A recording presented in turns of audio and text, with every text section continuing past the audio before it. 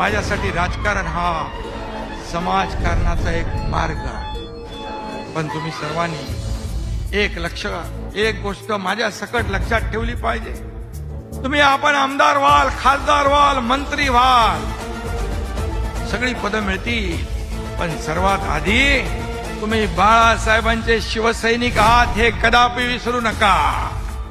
आणि म्हणून ज्या शिवसैनिकांनी आपल्याला मोठं केलं, माझ्या सकट आपल्याला आमदार केलं, खासदार केलं, कुणाला नगरसेवक, कुणाला महापौर, कोण मंत्री, मुख्यमंत्री झाले, हा शिवसैनिक आपल्याला मोठं करतो. आपल्या निवडणुकीत तो मरमर काम करतो, स्वतः उमेदवार बनून फिरतो, लोकांसमोर जातो, माझा उमेदवार कसा चांगला आहे याचं ब्रँडिंग मार्केटिंग करतो आणि आपल्याला निवडून आणतो. पण फक्त त्याची एवढीच अपेक्षा असते